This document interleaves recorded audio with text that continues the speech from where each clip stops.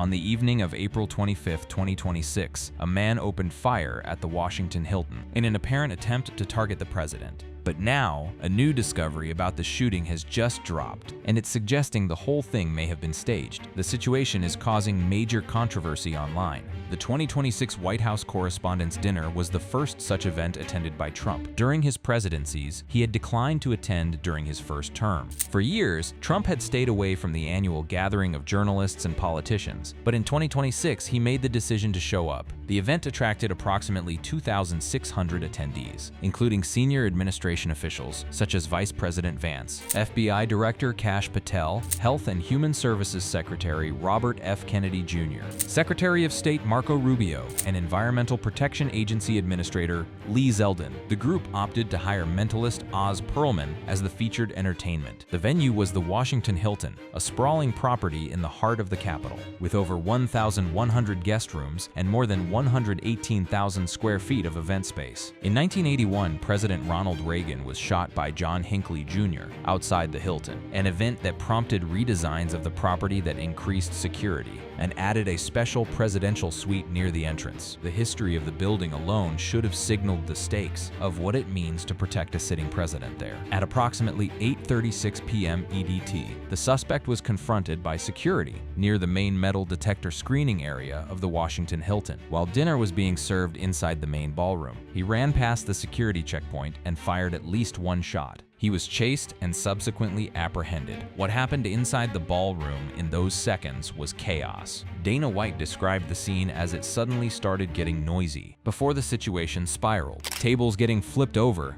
guys running in with guns, and they were screaming, "Get down," White recalled. President Donald Trump, Vice President J.D. Vance, First Lady Melania Trump, and other top officials were evacuated from the head table in the ballroom of the Washington Hilton Hotel at the annual event. After apparent gunshots were heard at the venue Saturday night, Secret Service agents sprinted through the room, ran on stage, and physically moved the president, the First Lady, and senior cabinet members away from the head table. Guests went diving under tables as the scene unfolded, and some reported hearing shots outside the vast subterranean ballroom. A Secret Service agent was shot in the vest and is being treated for non-life-threatening injuries. That agent's ballistic vest stopped the round. No other injuries were reported in the incident, but the implications of what nearly happened were not lost on anyone. Republican Rep. Mike Lawler of New York, a guest at the dinner, said he heard a pop and we didn't know what the hell it was. And then you heard all sorts of things clatter. Trump recalled being rushed from the stage and how he wasn't making it that easy for Secret Service, because he wanted to see what was going on.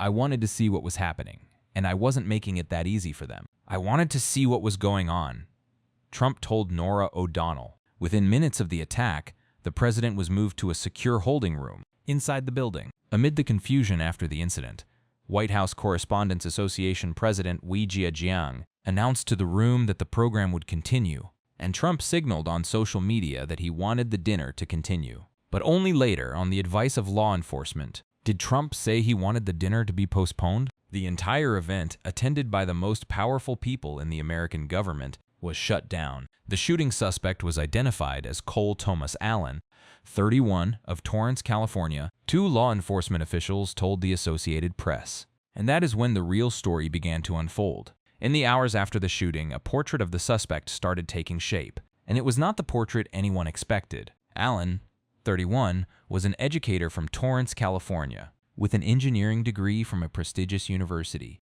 Allen earned a degree in mechanical engineering at Caltech, the California Institute of Technology, in 2017, before going on to receive a master's in computer science at California State University, Dominguez Hills in 2025. He was not a drifter. He was not unemployed. He was not on any watch list. He was a graduate of one of the most respected science institutions on Earth. During his time at Caltech, Allen was an active student. Allen attended the California Institute of Technology from 2013 to 2017, where he participated in the school's Christian Fellowship Organization and its Nerf Club. While he was a Caltech student, Allen was a member of the winning group of the 31st Annual Mechanical Engineering 72 Design Competition, which involved building robots that could play soccer. In the 2016 competition, his 5-person group, Blitzkrieg Bots, competed against 4 other teams for the Tridroid Cup. He was even featured in a local news report. As a student, Allen was also featured in a local news report in 2017 for developing a prototype emergency brake for wheelchairs. The wheelchair brakes tend to lock the wheels, but don't lock the chair to the ground, but with this device that will prevent the chair from skidding at all. Allen told ABC7 in 2017, "The young man in that clip, earnest, inventive, hopeful, is impossible to reconcile with the man who stormed the Washington Hilton 9 years later. After graduating, he found work as a part-time teacher at C2 Education, a test prep and tutoring company. C2 named Allen the company's Teacher of the Month in December 2024. His students described him in glowing terms. A group of high school students who were tutored by Cole Allen shared a statement late Sunday describing Allen as generally very intelligent and normal and friendly. The statement was released by Dylan Wakayama, the president of a local nonprofit organization called Asian American Civic Trust. According to these students, Mr. Allen was knowledgeable across a broad range of subjects and generally very intelligent. The statement read, they regarded him as entirely normal and friendly in their interactions. Additionally, they expressed profound shock upon learning he may be connected to the events of April 25th. One of the students Allen tutored, a 17-year-old named Jason, said, "You wouldn't expect him to be plotting some crazy evil plan to kill the president. He was just quirky because he was a just really smart guy." A professor who taught him at Dominguez Hills was equally blindsided. The professor told the Associated Press, "He was a very good student indeed, always sitting in the first row of my class, paying attention and frequently emailing me with coursework questions. Soft-spoken, very polite, a good fellow. I am very shocked to see the news." In addition to teaching, Allen was also a self-employed video game developer. Allen posted that he had developed a video game for the Steam platform based on molecular chemistry. A post under Allen's name said he was working to develop a new top-down shooter, combat game set in outer space. But underneath this seemingly unremarkable exterior, something had been building. Cole Allen dubbed himself the friendly federal assassin in a manifesto he fired off to relatives roughly 10 minutes before storming a security checkpoint at Saturday night's White House Correspondents' Dinner. That manifesto, approximately 1,052 words long, was not the work of a moment. It was the culmination of something that had been festering for a long time. The document outlined Allen's plan to target Trump administration officials, in order of rank, while carving out an exception for FBI Director Kash Patel. Allen noted in the document that he selected buckshot instead of slugs to lower the risk of rounds passing through walls.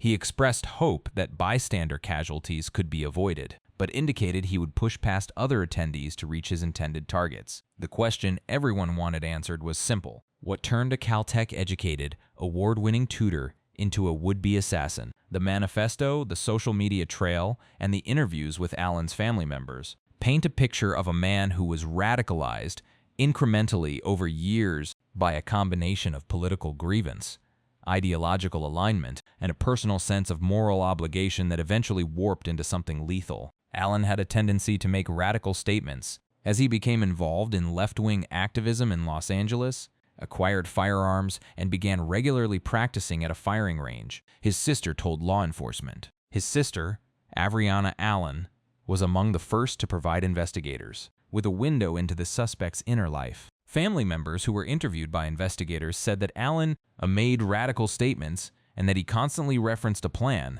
to do something to fix the issues with today's world, that he was part of a group called the Wide Awakes, attended No Kings protests in California, and would regularly go to a shooting range to train with firearms. The Wide Awakes is a network of activists dedicated to social justice issues that bears the same name as the 1860s abolitionist youth movement. Allen's participation in this group and in No Kings rallies in California shows a man who was deeply immersed in the activist ecosystem of opposition to the Trump administration. Secret Service agents also reportedly interviewed Allen's sister in Rockville, Maryland, saying that her brother's thinking on the current state of the world revolved partially around politics, Christians, misandry, and racism. In the writings, which officials described as a manifesto, he stated he planned to target Trump administration officials, prioritized from highest ranking to lowest. In the email, Allen didn't specify the timing or location for the attack, but wrote that he planned to carry it out because he didn't want the crimes of the administration to coat his hands. The religious dimension added another disturbing layer. Allen's writings about the planned shooting included references to him being a Christian. And yet, as investigators dug deeper, officials said Allen's social media included anti-Trump and anti-Christian rhetoric. The manifesto itself wrestled with Christian theology, warping familiar scripture into a justification for violence. The manifesto read, in part, "Turning the other cheek when someone else is oppressed is not Christian behavior. It is complicity in the oppressor's crimes." The list of specific grievances ranged from detention camp conditions to strikes on drug smuggling boats in the Pacific. The note laid out a number of grievances in broad terms, including anger toward conditions in detention camps and appearing to refer to Trump as a traitor. Outlined grievances covered a range of recent actions by the administration, including U.S. strikes on drug smuggling boats in the Eastern Pacific. This wasn't a snap decision. He purchased the shotgun used in Saturday's shooting in August 2025. He also owned another semi-automatic pistol, purchased in 2023. The guns were purchased legally, and in both cases required Allen to submit his information for a background check through the FBI. He passed both checks. He was not on anyone's radar. The preparation was methodical. Acting U.S. Attorney General Todd Blanche stated that Allen boarded Amtrak and the Capital Limited from Chicago to Washington before checking in as a guest at the hotel. Law enforcement sources told CBS News he checked into the Washington Hilton on Friday, the day before the event. Fox News' Azra Nomani said the suspect was shaped by years of ideological influence, arguing the attack reflects a broader pattern of radicalization rather than an isolated act. Speaking on the Big Weekend show Sunday, Nomani said her reporting indicates the suspect operated within an ecosystem of rhetoric and activism that can drive vulnerable individuals toward violence, pushing back on claims he acted as a lone wolf. Nomani said much of the suspect's path over the past decade remains unclear, but his final statements echoed rhetoric seen in protests targeting the Trump administration. She said that environment can shape vulnerable individuals over time. When they lock into identity politics and sectarianism, that's that slippery slope that can lead to radicalization, she said. And so this brilliant, soft-spoken, polite Caltech graduate, who once built brakes for wheelchair users and won awards tutoring high school students, traveled across the country by train with a disassembled shotgun in his luggage, checked into a hotel one floor above a black-tie dinner, attended by the President of the United States, and waited. If Allen's radicalization is the story of how someone reaches the point of attempting an assassination, the security at the Washington Hilton is the story of how that attempt nearly succeeded. Generally, the Hilton Hotel, where the dinner has taken place for years, remains open to regular guests during the correspondence dinner, and security has typically been focused on the ballroom rather than the hotel at large, with little screening for people not entering the dinner itself. This is a critical detail. The hotel was functioning as a regular commercial property, while simultaneously hosting a dinner with the sitting president, vice president, and a substantial portion of the line of succession of the United States government. Allen exploited this gap with surgical precision. And the most chilling part, he told everyone he was going to. He made a taunting critique of security at the Washington Hilton, and expressing surprise he was able to enter the hotel armed without detection.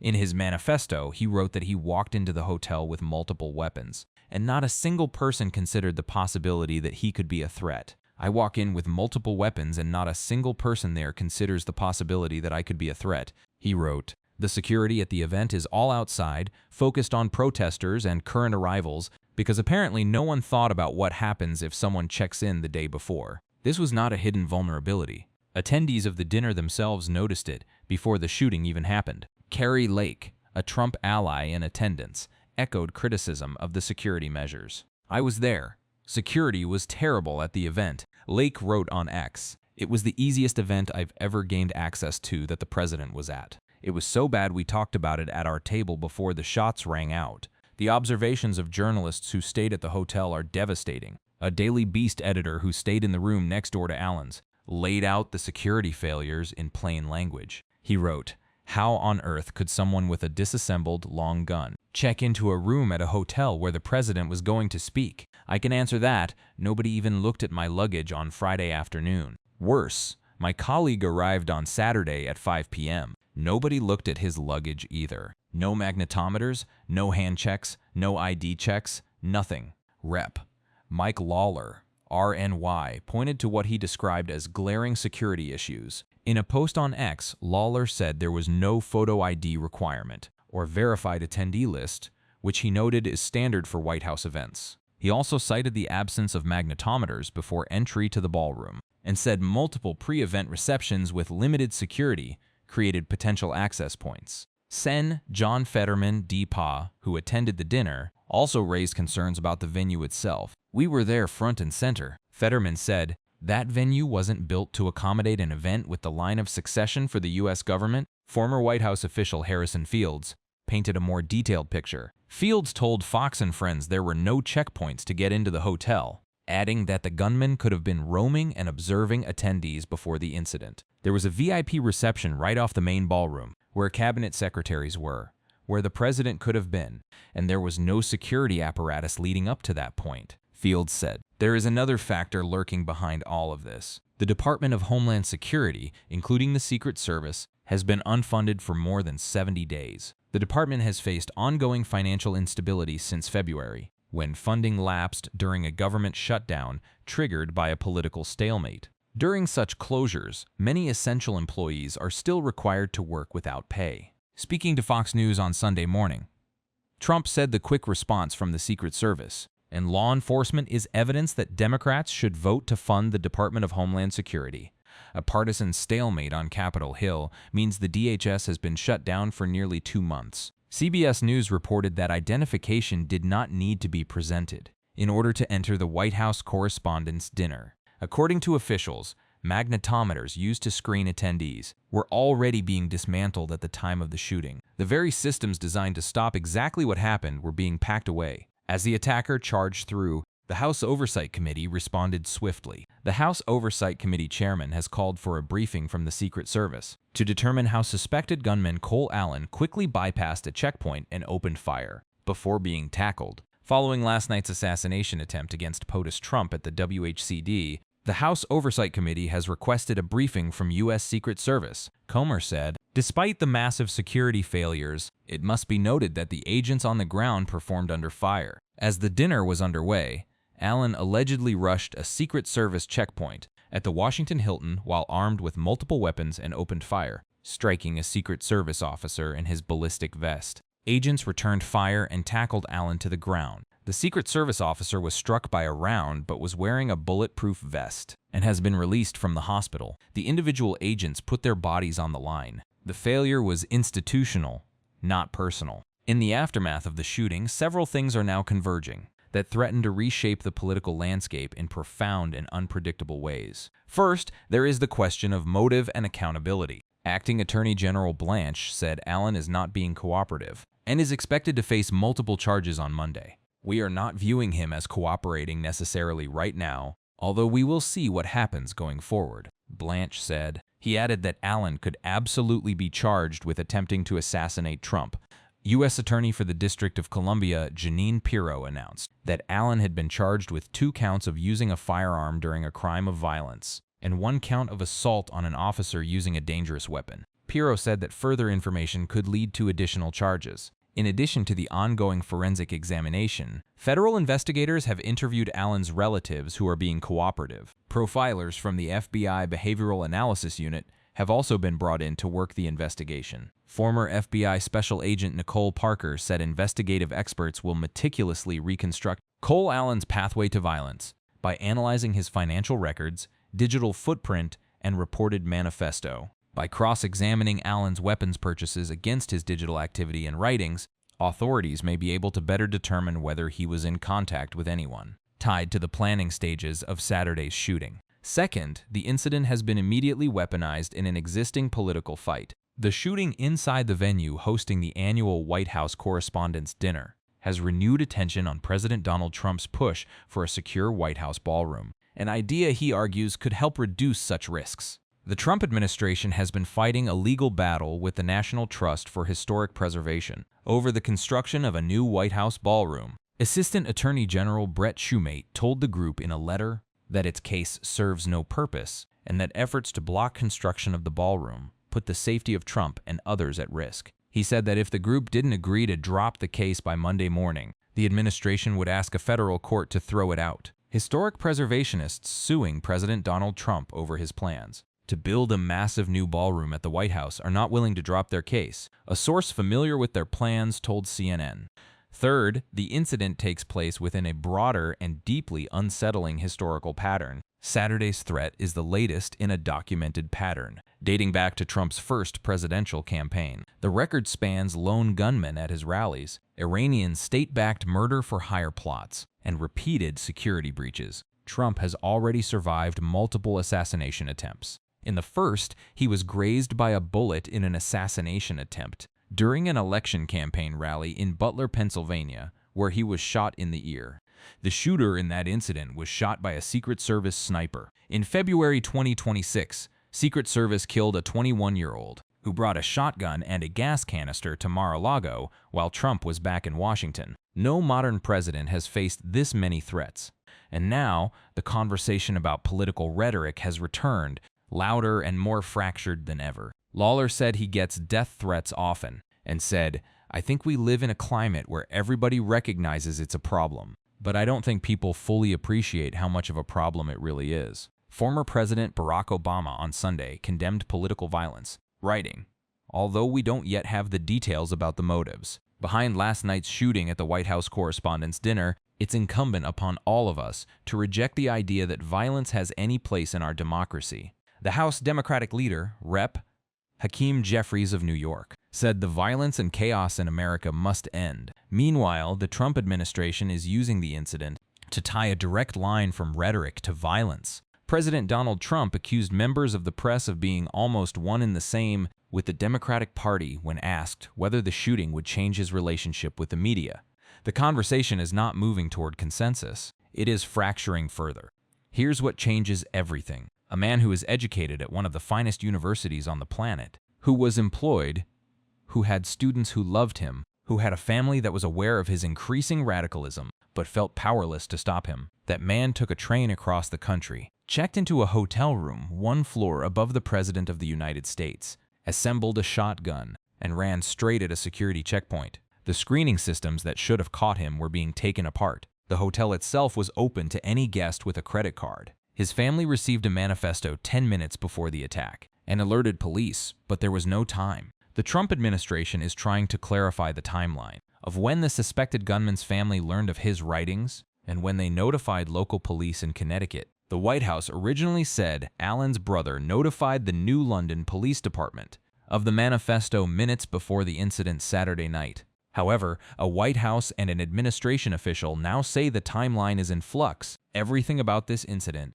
the radicalization, the security gaps, the political fallout, confirms that the threat environment for American political leaders is evolving in ways the existing security infrastructure was not designed to handle. Security at the event was described by former FBI Deputy Director Andrew McCabe as almost on the level of a national security event, given the concentration of senior government officials in one location. And yet a 31-year-old tutor from Torrance walked right through it. The president returned to the White House and held a news conference, praising officers for their response and telling Americans we have to resolve our differences. He said the dinner will be rescheduled within the next 30 days. Whether that is possible, whether those differences can be resolved, or whether incidents like this will continue to define the trajectory of American politics, is the question that no one on either side appears ready to answer.